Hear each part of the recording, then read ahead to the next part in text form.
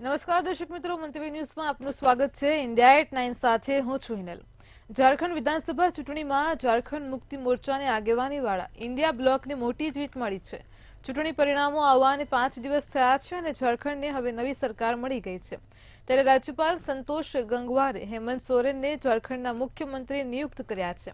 હેમંત સોરેનને રાંચીના મોરહાબાદી મેદાનમાં આયોજિત ભવ્ય કાર્યક્રમમાં ઝારખંડના 14મા મુખ્યમંત્રી તરીકે પદ અને ગોપનીયતાના શપથ લીધા હતા।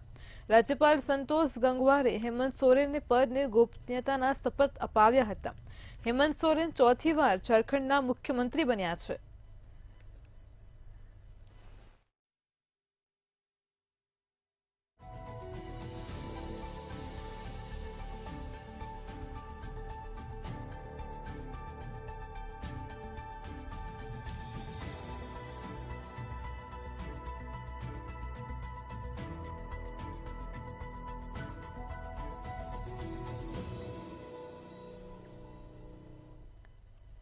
શપથમાં ઇન્ડિયા બ્લોકમાં દિગ્ગજો હાજર રહ્યા હતા। રાજ્યપાલે હેમંત સોરેનને ઝારખંડના સીએમ તરીકે નિયુક્ત કર્યા છે।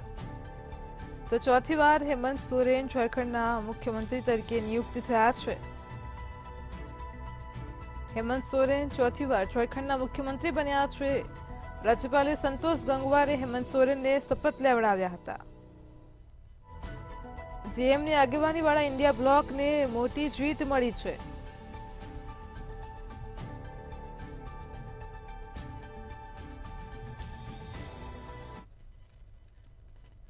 મહારાષ્ટ્રમાં મુખ્યમંત્રી પદ માટે હજુ પણ ચર્ચા ચાલી રહી છે। અજીત પવારે પ્રેસ કોન્ફરન્સ કરીને ઈવીએમને લઈને વિરોધ પક્ષો પર પ્રહારો કર્યા છે।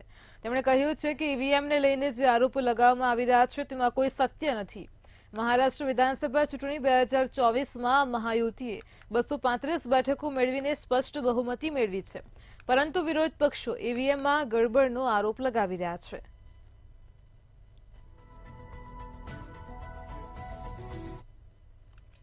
पार्लियामेंट का चुनाव हुआ तो ईवीएम बहुत अच्छा था क्योंकि उनके ज्यादा सीटें आई और इस दफा ईवीएम में रिजल्ट अलग आया तो ईवीएम को वो सब दोष दे रहे। इसके बारे में सुप्रीम कोर्ट में भी वो जाना चाहते हैं। सुप्रीम कोर्ट ने भी बीच में स्टेटमेंट किया, आपने पढ़ा होगा या सुना होगा। इलेक्शन कमीशन ने भी बताया इतने सालों से अपने महाराष्ट्र में नहीं तो पूरे देश में ईवीएम का वोटिंग होता है और कभी किसी की कंप्लेंट नहीं।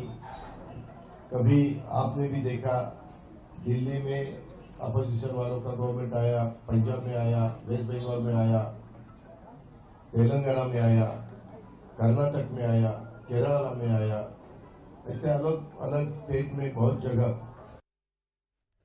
દિલ્હી એનસીઆરમાં ઠંડી વધવાની સાથે હવા પણ ઝેરી બની ગઈ છે। આ જ કારણ છે કે તાજેતરમાં જ દિલ્હીનો એક્યુઆઈ ખતરનાક સ્તરે પહોંચી ગયો હતો, જેના કારણે લોકોને શ્વાસ લેવો મુશ્કેલ બન્યો છે। સ્થિતિ એવી બની ગઈ હતી કે એક્યુઆઈ 500ને પણ સ્પર્શી ગયો હતો, જેના કારણે શહેરમાં ઘણા વધુ કડક નિયંત્રણો લાદવા પડ્યા હતા। જોકે હવે શહેરનો સરેરાશ એક્યુઆઈ ચોક્કસપણે ઘટ્યો છે, જેના કારણે શહેરનું વાતાવરણ પહેલા કરતાં થોડું સ્વચ્છ બન્યું છે। પરિણામે આજે સવારે જ દિલ્હીનો સરેરાશ એક્યુઆઈ 302 નોંધાયો હતો। આજે સતત 5મો દિવસ છે જ્યારે શહેરનો એક્યુઆઈ અત્યંત નબળી શ્રેણીમાં નોંધાયો હતો। આ સાથે દિલ્હીમાં પણ વધતી ઠંડીની અસર દેખાવા લાગી છે। દિલ્હી એમ્સના નિષ્ણાંતોએ શહેરમાં વાયુ પ્રદૂષણ વચ્ચે લોકોને શરીરમાં વિટામિન ડીનું સ્તર જાળવી રાખવાની સલાહ આપી છે।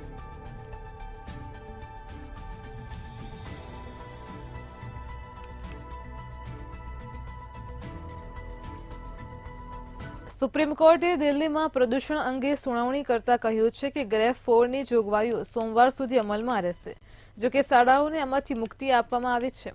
આ સુનાવણી દરમિયાન કોર્ટે દિલ્હી એનસીઆર સાથે સંકળાયેલા રાજ્યોની સરકારો અને કમિશન ફોર એર ક્વોલિટી મેનેજમેન્ટને જરૂરી પગલાં ભરવા સૂચના આપી છે। સુપ્રીમ કોર્ટે કહ્યું છે કે શાળાઓ સિવાય ગ્રેફ 4 પગલાં સોમવાર એટલે કે 2 ડિસેમ્બર સુધી ચાલુ રહેશે। આ દરમિયાન સીએક્યુએમને એક બેઠક યોજવા અને ગ્રેફ 4માંથી ગ્રેફ 3 કે ગ્રેફ 1 પર જવા માટે સૂચનો આપવા માટે કહેવામાં આવ્યું છે। તો દિલ્હી એનસીઆરમાં સમાવિષ્ટ રાજ્યોની સરકારો અંગે કોર્ટે કહ્યું છે કે અમારી સામે ફરિયાદ આવી છે કે અધિકારીઓ ખેડૂતોને સાંજે 4 વાગ્યા પછી પરાળ સળગાવવાની સલાહ આપી રહ્યા છે, જો આ વાત સાચી હોય તો ગંભીર છે. રાજ્ય સરકારે તેમના અધિકારીઓને આવી પ્રવૃત્તિઓ ટાળવા માટે કહેવું જોઈએ.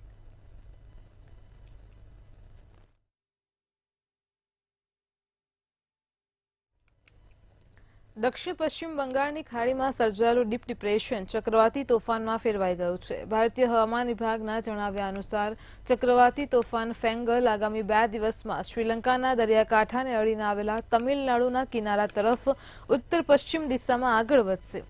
આઈએમડીના જણાવ્યા અનુસાર આ સમયગાળા દરમિયાન 75 થી 80 કિલોમીટર પ્રતિ કલાકની ઝડપે પવન ફૂંકાશે. ચક્રવાતી તોફાનની અસરને કારણે દરિયાકાંઠાના રાજ્યોમાં ભારે પવન સાથે ભારે વરસાદની પણ શક્યતા છે. તેમજ એનડીઆરએફની 7 ટીમો તિરુવરુર, માયાલા, દુથુરાઈ, નાગાપટ્ટિનમ અને કુડ્ડુલોર જિલ્લામાં તૈનાત કરાઈ છે. તમિલનાડુના ઘણા જિલ્લાઓમાં શાળા કોલેજો બંધ રાખવાનો પણ નિર્ણય કરાયો છે. તો આઈએમડીએ ભારે વરસાદને લઈને ઓરેન્જ અને રેડ એલર્ટ જાહેર કર્યા છે. તમિલનાડુ અને પોંડિચેરીમાં 30 નવેમ્બર સુધી ભારેથી અતિભારે વરસાદની સંભાવના છે. માછીમારોને 30 નવેમ્બર સુધી દરિયાકાંઠાના વિસ્તારોમાં ન જવાની સલાહ અપાઈ છે.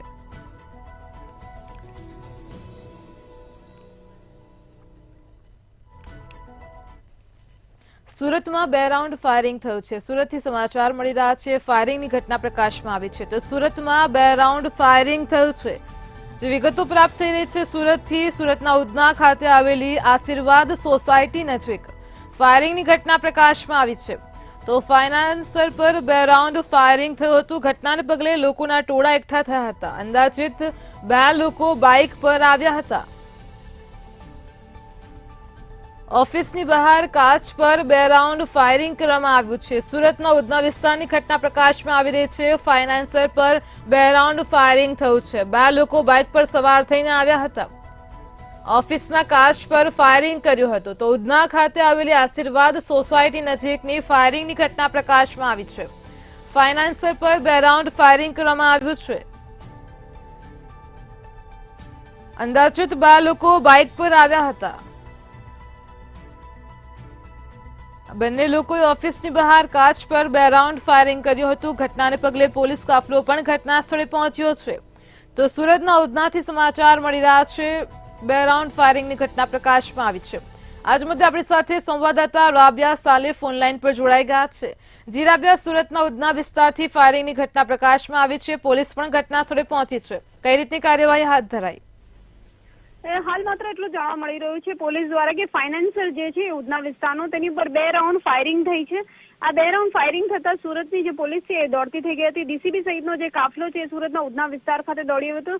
2 રાઉન્ડ ફાયરિંગની જે વાત છે એ સામે આવતા જ પોલીસ દ્વારા કામગીરી શરૂ કરવામાં આવી છે. ત્યારે સુરત જે ઉધના ખાતે આવેલી આશીર્વાદ સોસાયટી છે એ નજીકનો આ બનાવ સામે આવી રહ્યો છે. ગેટ નંબર જે 4 છે એની પાસે ફાયરિંગના જે 2 રાઉન્ડ છે એ કરવામાં આવ્યા હતા. ફાઇનાન્સર એક છે તેની ઉપર 2 રાઉન્ડ ફાયરિંગ કરવામાં આવ્યું હતું. અંદાજિત 2 લોકો બાઇક પર આવ્યા હોવાનું ક્યાંક પોલીસ દ્વારા કહેવામાં આવી રહ્યું છે. તો ઓફિસની બહાર કાચ પર 2 રાઉન્ડ ફાયરિંગ કરી તેઓ ફરાર થઈ ગયા હતા. સુરતનો જે ઉધના વિસ્તાર છે ત્યાંની આ ઘટના છે. જે બાદ ઉધના પોલીસ ઘટના સ્થળે તપાસ માટે દોડી ગઈ હતી. એક બુલેટ જે છે ઓફિસમાં પ્રવેશી હતી એવું પણ કહેવામાં આવી રહ્યું છે. પરંતુ હાલ 2 રાઉન્ડ ફાયરિંગની અંદર કોઈને પણ કોઈ ઈજા કે જાનહાનિ નથી. પરંતુ તપાસનો વિષય એ છે કે ફાઇનાન્સર ઉપર 2 રાઉન્ડ ફાયરિંગ શા માટે કરવામાં આવી, કે કોઈ જૂની અદાવત હતી કે પછી કોઈ પૈસાનો મામલો હતો. આ તમામની તપાસ જે છે અત્યારે સુરતની જે પોલીસ છે એ કરી રહી છે. ઉચ્ચ અધિકારીનો કાફલો જે ડીસીપી ભગીરથ ગઢવી છે એ પોતે પણ અહીંયા ઘટના સ્થળે પહોંચી ગયા છે અને ત્યાંના આસપાસના જે રહીશો છે, સ્થાનિકો છે, સાથે જે સીસીટીવી છે એ તમામની તપાસ અત્યારે કરવામાં આવી રહી છે. અલગ અલગ ટીમો બનાવીને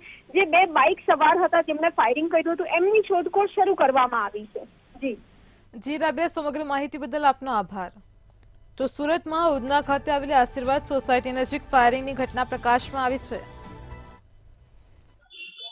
ઉધના વિસ્તારમાં વેલકમ પાન સેન્ટર થી બીચ પોઈન્ટ બાજુ જઈએ ત્યારે વચ્ચે આરાધ્ય ફાઇનાન્સ કરીને એક ફાઇનાન્સની જે કંપની છે, શોપ છે, એમાં એક ફાયરિંગની ઘટના બની છે. આ ઘટનામાં જે પ્રાથમિક વિગત છે એ મુજબ એક બાઇક ઉપર 2 જણાએ આવી અને આ ફાયર કર્યા હોવાની માહિતી છે. અત્યાર સુધી પોલીસને 1 બુલેટ મળી છે, એટલે પ્રાથમિક દ્રષ્ટિએ કહી શકાય કે 1 બુલેટ ફાયર થયેલ છે. પોલીસ તપાસ કરી રહી છે કે હકીકતમાં શું બનાવ છે. જેનો ફાઇનાન્સની આ જે ઓફિસ છે એને પણ વધારે ઊંડાણપૂર્વક પૂછપરછ કરી રહ્યા છે. અત્યારે એની પાસે કોઈ એવું સ્પષ્ટ વિગત નથી કે એને કોઈ સાથે અણબનાવ કે કોઈ દુશ્મની હોય કે એવું કાંઈ, પરંતુ વધુ અમે ઊંડાણપૂર્વક પૂછપરછ કરી રહ્યા છીએ। આ ઉપરાંત આસપાસના લોકોને પણ પૂછી રહ્યા છીએ, જે લોકોએ નજરે આ બનાવ જોયો છે અથવા આસપાસના જે ટેકનિકલી ઇન્ફોર્મેશન અમને મળી શકે એ પણ અમે તપાસ કરી રહ્યા છીએ। આ સાથે સાથે સમગ્ર શહેરમાં અમે નાકાબંધી અને વ્હીકલ ચેકિંગ ઓલરેડી અમારું ચાલુ જ હતું, તો એને વધુ એલર્ટ કરી દીધા છે અને લોકોને ઇન્ફોર્મેશન પણ અમે પોલીસને આપી દીધી છે કે કયા પ્રકારના લોકો અહીંયા આવ્યા હતા અને તમામ વિગતો ઉપર અમે તપાસ કરી અને જલ્દીમાં જલ્દી આરોપી પકડાય એ પ્રકારના પ્રયાસો અત્યારે ચાલુ છે। ઓકે। ડાંગ વલસાડના સાંસદને દંડક પીએમ નરેન્દ્ર મોદીને મળ્યા હતા। સમાચાર મળી રહ્યા છે હાલ અત્યારે પીએમ નરેન્દ્ર મોદીને ડાંગ વલસાડના સાંસદ અને લોકસભા દંડક મળ્યા હતા। જે વિગતો પ્રાપ્ત થઈ રહી છે, સંસદ ભવન દિલ્હી ખાતે ધવલ પટેલે મુલાકાત કરી હતી। ધવલ પટેલની કાર્યશૈલીની વડાપ્રધાન દ્વારા સરાહના કરાઈ છે। ધવલ પટેલે પીએમ નરેન્દ્ર મોદીને સ્વલિખિત પુસ્તક પણ ભેટ આપી છે। મોદી વિથ ટ્રાઇબલ પુસ્તક આપીને પીએમને સન્માનિત કર્યા હતા। પીએમ મોદીને મળ્યા છે ડાંગ વલસાડના સાંસદને લોકસભા દંડક, સ્વલિખિત પુસ્તક પણ ભેટ આપી હતી। પીએમ નરેન્દ્ર મોદીનું સન્માન કર્યું હતું। તો સંસદ ભવન દિલ્હી ખાતે ધવલ પટેલે મુલાકાત કરી હતી।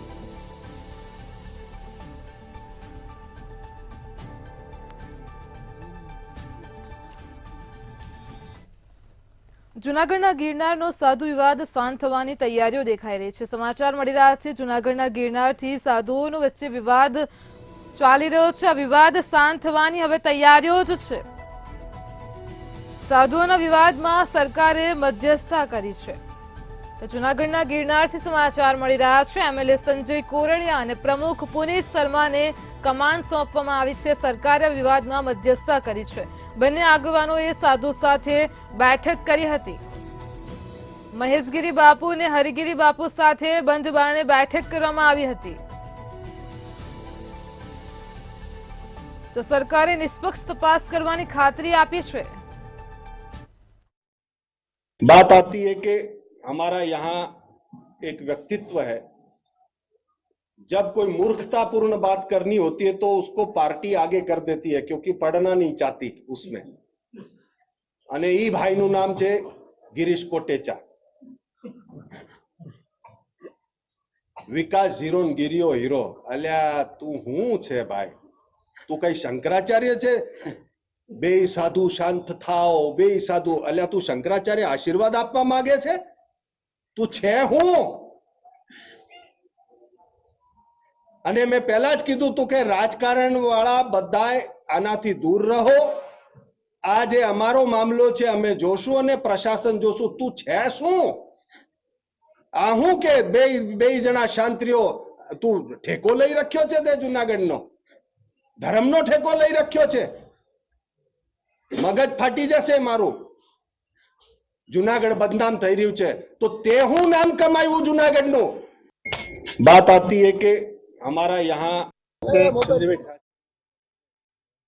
વિવાદ ચાલે છે તેમાં વચ્ચે શું રજૂઆત લઈને ગયા હતા અને શું જવાબ મળ્યો છે? આદરણીય અમારા ભારતીય જનતા પાર્ટીના પ્રમુખ પુનિતભાઈ અને હું બંને સરકારમાં રજૂઆત કરી હતી કે જે વિવાદ હાલે છે એનું સુખદ સમાધાન થાય અને એનો નિર્ણય આવે। એટલે સરકારશ્રી દ્વારા નિષ્પક્ષ તપાસ કરવા માટેનું એક વચન આપ્યું છે કે સરકાર નિષ્પક્ષ એમની તપાસ કરશે અને જે પણ હશે એની ઉપર જે પણ તપાસને અંતે જે નિર્ણય આવશે એ સરકાર નિર્ણય કરશે।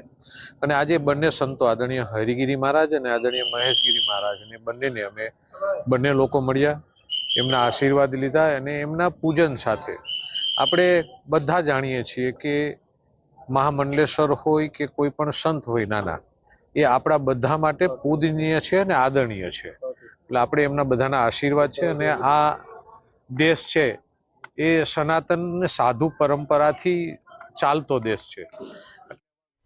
આણંદમાં દબાણ વિભાગના કર્મચારીઓ પર હુમલાનો મામલો પ્રકાશમાં આવ્યો હતો। આણંદથી સમાચાર મળી રહ્યા છે। આજ રોજ દબાણ હટાવ ઝુંબેશ શરૂ કરવામાં આવી હતી। તે દરમિયાન કર્મચારી પર હુમલો કરવામાં આવ્યો હતો। ચીફ ઓફિસર અને પાલિકા પ્રમુખ પોલીસ સ્ટેશને પહોંચ્યા છે।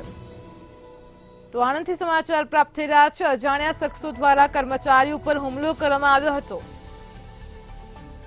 વિદ્યાનગર રોડ પર ચાલી રહી હતી દબાણ દૂર કરવાની કામગીરી અને તે દરમિયાન જ અજાણ્યા શખ્સોએ કર્મચારી પર હુમલો કર્યો હતો. સમગ્ર મામલે ચીફ ઓફિસર પાલિકા પ્રમુખ પોલીસ સ્ટેશને પહોંચ્યા છે. તો આણંદથી દબાણ વિભાગના કર્મચારી પર હુમલાનો મામલો પ્રકાશમાં આવ્યો હતો. ચીફ ઓફિસર ને પાલિકા પ્રમુખ પોલીસ સ્ટેશને પહોંચ્યા હતા. દબાણ હટાવવા માટે અગાઉ પણ નોટિસ પાઠવાઈ હતી, પરંતુ દબાણ ન હટાવતા આખરે પાલિકા કામે લાગી હતી. સાહેબ, આજની જે ઘટના બની હતી કયા પ્રકારની આગળની કાર્યવાહી? આજે આણંદ નગરપાલિકા દ્વારા વિદ્યાનગર રોડ પર જે દબાણ હટાવવાની કામગીરી ચાલુ હતી તે દરમિયાન કેટલાક અજાણ્યા ઇસમો દ્વારા નગરપાલિકાના કર્મચારી પર હુમલો કરી અને એમને પટ્ટાથી માર મારવામાં આવેલ છે અને એ બાબતની ફરિયાદ અત્યારે અમે પોલીસ સ્ટેશનમાં આવેલ છે અને ફરિયાદ નોંધવાની કામગીરી ચાલુ છે. એટલે આ બાબતે ફરિયાદ નગરપાલિકાના કર્મચારી દ્વારા નોંધવામાં આવેલ છે. સાહેબ, જનરલી દબાણ હટાવવા જતા હોય ત્યારે સામાન્ય રકઝક તો થતી જ હોય છે દરેક ઉમેર, પરંતુ આ રકઝક ઉગ્ર કેમ બની? રકઝક ઉગ્ર એટલે બની કે જે ઈસમો દ્વારા જે સર્કલની નજીકમાં ટ્રાફિકને અડચણરૂપ જે ટેમ્પો ઊભી રાખીને જે ફ્રૂટ વેચતા હતા અને એ અમારા દબાણ ટીમે એ લારીઓ અને એ ટેમ્પીઓ હટાવતા ઉગ્ર રજૂઆત થયેલ હતી. રાજ્યના અનેક જિલ્લાઓમાં ચાલતા બીઝેડ ગ્રુપ પર સીઆઈડીના દરોડા બાદ મુખ્ય સંચાલક ભૂપેન્દ્ર ઝાલા મામલે મોટા સમાચાર મળી રહ્યા છે. બીઝેડ ગ્રુપ સાથે સંકળાયેલા અત્યારે 7 આરોપીઓની ધરપકડ કરાઈ છે. આરોપી મયુર દરજી, સંજય પરમાર, વિશાલ ઝાલા, રણવીર ચૌહાણની ધરપકડ કરાઈ છે. મુખ્ય એજન્ટ, કમિશન એજન્ટ સહિત સીઆઈડીના સકંજામાં તમામ આરોપીઓ આવી ગયા છે. 7 આરોપીઓને અમદાવાદ ગ્રામ્ય કોર્ટમાં રજૂ કરાયા હતા. મુખ્ય સૂત્રધાર મયુર દરજીના 10 દિવસના રિમાન્ડની માંગ કરી હતી, ત્યારે 30 તારીખ સુધીના મયુર દરજીના રિમાન્ડ કોર્ટે મંજૂર કર્યા છે, જ્યારે અન્ય 6 આરોપીઓને જ્યુડિશિયલ કસ્ટડીમાં મોકલવામાં આવ્યા છે.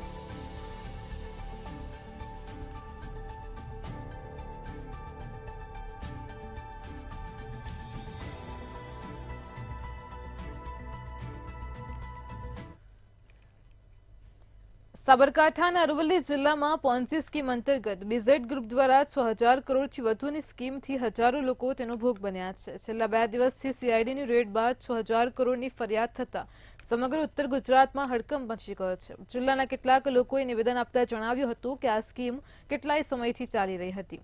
2 વર્ષ અગાઉ આ સ્કીમ મામલે કેટલાય લોકોએ સ્થાનિક કક્ષાએ પૈસા રોકવા માટે રજૂઆત કરી હતી. સાથે સાથે માસિક 3% લઈને 6% સુધી ઊંચું વ્યાજ આપવાની પણ રજૂઆત કરી હતી. ત્યારે હવે આ રોકાણકારોના નાણાં પરત મળે તેવી લોકો માંગ કરી રહ્યા છે.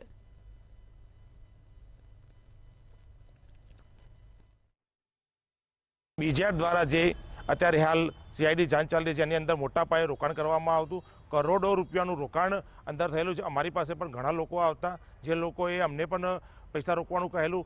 5%થી લઈને 25%, 36% સુધી વ્યાજ તમને મળશે, તમને ફાયદો થશે, ડબલ રૂપિયા થશે એવી લાલચો આપવામાં આવતી.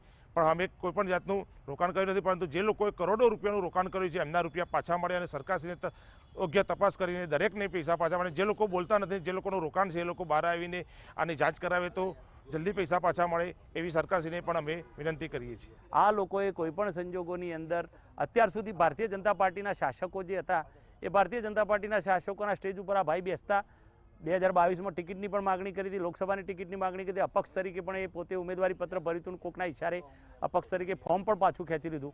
એટલે જે સ્ટેજ ઉપર એવો આભાવ ઉત્પન્ન કરતા જેથી કરીને લોકોના મગજમાં વિશ્વાસ સંપાદન થાય અને એ વિશ્વાસ સંપાદનના કારણે લોકોએ પૈસા રોક્યા હતા. પણ આજે પરિસ્થિતિ એવી થઈ છે કે દરેક જગ્યાએથી આ જે સ્કીમ છે એમાંથી લોકો બંધ કરીને જતા રહ્યા છે. એટલે હું તો ભારતીય જનતા પાર્ટીના શાસકોને વિનંતી કરું છું કે દેરાએ દુરસ્તાએ માનનીય હોમ મિનિસ્ટર સાહેબ પોતે એવું કહે છે કે ભાઈ તમે કાયદે મેં રહોગે તો ફાયદે મેં રહોગે, પણ કાયદાનું પાલન થાય તો ફાયદે મેં રહોગે ને. ગાંધીનગરના વ્હાઇટ હાઉસ વિસ્તારમાં બીઝેડ ફાઇનાન્સ સર્વિસની શાખાઓ ચાલતી હતી. મહાઠેક ભૂપેન્દ્ર ઝાલા ગાંધીનગરના પોસ્ટ વિસ્તારમાંથી આખું રેકેટ પણ ચલાવતો હતો. ગાંધીનગરની ઓફિસમાં મંતવ્યની ટીમ પહોંચી હતી. શાખાના કર્મચારીઓ તાળું મારીને ફરાર થયા છે.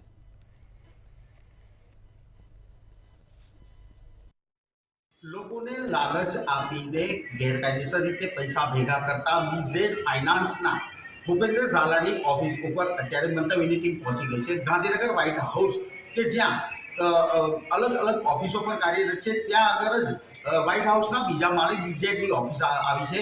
આ ઓફિસ અત્યારે હાલ લોક મારી દેવામાં આવ્યું છે. અત્યારે હાલ આ ઓફિસ બાબતે કોઈ પણ કંઈ કહેવા તૈયાર નથી. આપણે ખાસ જણાવી દઉં કે સીઆઈડી ક્રાઇમ ગાંધીનગરે તાજેતરમાં જ બીઝેડ ફાઇનાન્શિયલ સર્વિસના જે ગેરકાયદેસર રીતે નાણાં પડાવવાની સ્કીમો ઉપલબ્ધ કરાવતા હતા અને આ ફાઇનાન્સ સર્વિસના આધારે અનેક શિક્ષકોને પણ આ ઠગ્યા છે. ભૂપેન્દ્ર ઝાલા અત્યારે હાલ તો ક્યાંક ભાગી ગયા છે, જોકે તેના સામે સીઆઈડી ક્રાઇમે રેડ નોટિસ પણ ઇસ્યુ કરી છે. ગઈકાલે પણ પત્રકાર પરિષદની અંદર મહત્વના કેટલાક દસ્તાવેજો અને પુરાવાઓની વિગતો પણ આપવામાં આવી હતી. અત્યારે હાલ જો જોવા જઈએ તો અહીંયા આ જે ઓફિસ છે એને સંપૂર્ણ લોક મારી દેવામાં આવ્યું છે. અત્યારે હાલ આ ફાઇનાન્સ ઓફિસમાં કોઈ સિક્યુરિટી કે કોઈ કર્મચારી જોવા મળતા નથી. અત્યારે હાલ જો જોવા જઈએ તો શટર બંધ પાડી દેવામાં આવ્યું છે. એક લોક મારીને તાત્કાલિક ભાગી ગયા હોય તેવું પણ લાગી રહ્યું છે. જોકે સીઆઈડી ક્રાઇમે તાજેતરની અંદર જ આ જગ્યા ઉપર રેડ કરી હતી અને કાર્યવાહી કરી હતી. ગઈકાલે પત્રકાર પરિષદમાં પણ ઘણા ઉલ્લેખો અને કર્યા છે.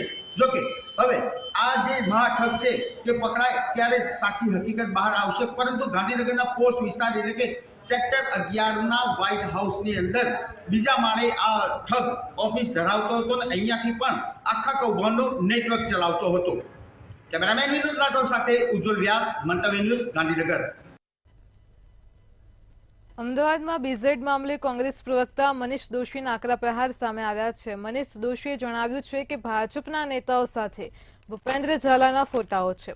ભૂપેન્દ્ર ઝાલાએ ભાજપનું પ્રાથમિક સભ્યપદ મેળવ્યું હતું. એજ્યુકેશન કેમ્પસ અને ભાજપની સાંઠગાંઠ પણ જોવા મળી હતી. તો કેમ્પસમાં CR પાટીલ અને રજની પટેલ મોટા નેતાઓ હાજર રહ્યા હતા. તેમણે વધુમાં જણાવ્યું કે ભૂપેન્દ્ર ઝાલાના સાંઠગાંઠ ધરાવતા લોકોની તપાસ કરવી જોઈએ.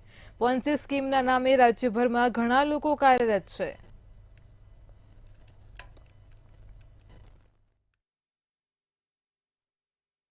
ભાજપાના આ તમામમાં છે ભાજપાના પ્રદેશ અધ્યક્ષ બીજેડ સોલ્યુશનની સાથે કેવી રીતે નિકટતા ધરાવતા ફોટોગ્રાફ સાથે છે. આપણે એમ ગણીએ કે ફોટોગ્રાફ તો કોઈ પણ નેતા સાથે હોય.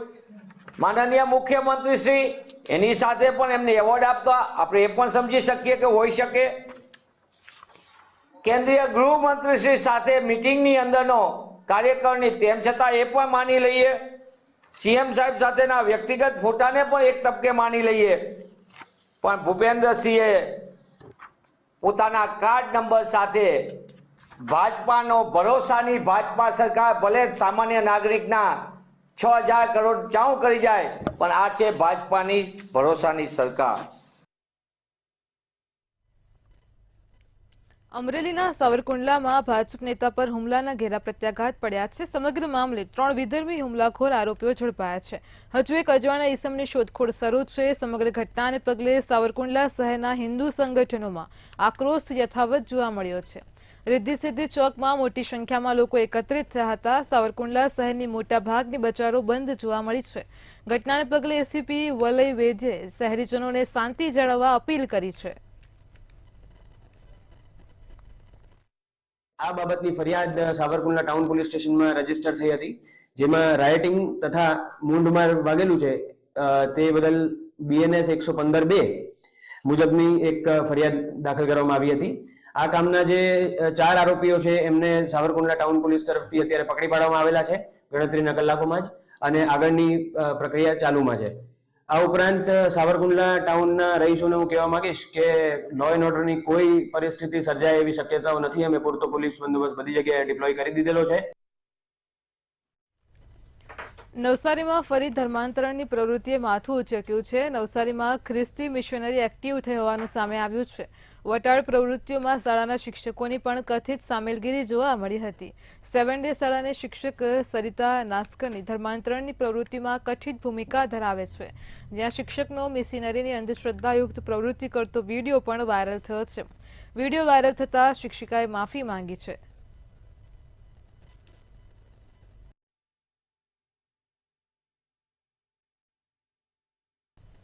ખેડાના કપડવંશથી ખ્યાતિકાંડના આરોપીઓ ઝડપાયા બાદ ખેડા જિલ્લાની 16 જેટલી પીએમજે હોસ્પિટલોની જિલ્લા આરોગ્ય અધિકારી દ્વારા તપાસ હાથ ધરાઈ છે. કુલ 8 ટીમો બનાવવામાં આવી છે. 16 જેટલા અધિકારીઓ દ્વારા હોસ્પિટલ દ્વારા કઈ પ્રોસિજર કરવામાં આવે છે, કેટલો ટાઈમ લાગ્યો છે, ફરીથી રિપીટ કેટલા કેસ થયા છે, આ બાબતે તપાસ હાથ ધરાઈ છે. તો ખેડા જિલ્લામાં છાશવારે કેમ્પના આયોજન થતા હતા. અત્યાર સુધીમાં કુલ 7,905 ક્લેમ કરાયા છે. છેલ્લા 1 વર્ષમાં ખાનગી હોસ્પિટલના 31 કરોડના ક્લેમ સામે આવ્યા છે. 16 હોસ્પિટલોની અંદર જે આપણે પીએમજે યોજના અંતર્ગત એમ્પેનલ કરેલા છે એમને તપાસ કરવા માટે આજે કાર્યવાહી શરૂ કરી છે. એની અંદર આજ લગભગ 10 જેવા હોસ્પિટલમાં જે અમારી વિઝિટ થઈ ગઈ છે. એમાં 8 ટીમો અમે કામે લગાવી છે અને કમ્પ્લીટ કરીને 2 થી 3 દિવસમાં આપણને રિપોર્ટ આપશે. અને અમારા જિલ્લાની અંદર રૂટીન ચેક થતો રહે છે દરેક હોસ્પિટલનો. એના કારણે અમારે જિલ્લામાં કોઈ એવો પ્રશ્ન નથી.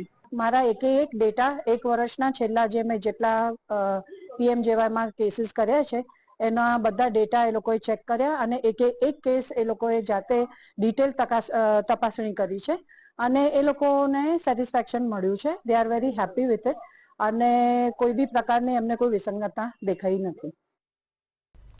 મહેસાણા જિલ્લામાં 4,000 કરતાં વધારે હોસ્પિટલો અને દવાખાના સરકારના ક્લિનિકલ એસ્ટાબ્લિશ એક્ટના કાયદા મુજબ નોંધણી કર્યા વિના ધમધમી રહ્યા છે. આ નવીન ક્લિનિકલ એસ્ટાબ્લિશ એક્ટ મુજબ હોસ્પિટલો અને દવાખાનાઓની નોંધણી ફરજિયાત હોવા છતાં તબીબો નોંધણી કરાવતા નથી. જિલ્લામાં 4,000 કરતાં વધારે હોસ્પિટલો અને દવાખાના આવેલા છે, જેમાંથી અત્યાર સુધી 135 અરજીઓ નોંધણી માટે આવી છે. આ 135 અરજીઓમાંથી હજુ ફક્ત 42 હોસ્પિટલોની નોંધણી થઈ છે અને 20 હોસ્પિટલોની અરજીઓમાં ક્વેરી આવી છે.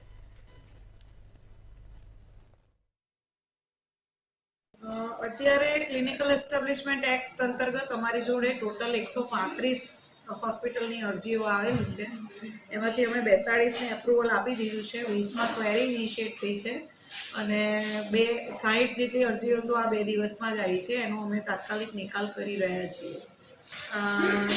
બધી એલોપેથી, નેચરોપેથી, આયુર્વેદિક, યોગ, સિદ્ધ, યુનાની બધી થઈને ટોટલ 4,000થી ઉપર સંસ્થાઓ છે, ચિકિત્સા સંસ્થાઓ જે દવાખાના ચલાવે છે. ઇન્ડિયા એટ 9માં હાલ આટલું જ. પડે પણની અપડેટ મેળવતા રહો માત્ર મંતવ્ય ન્યૂઝ પર. નમસ્કાર.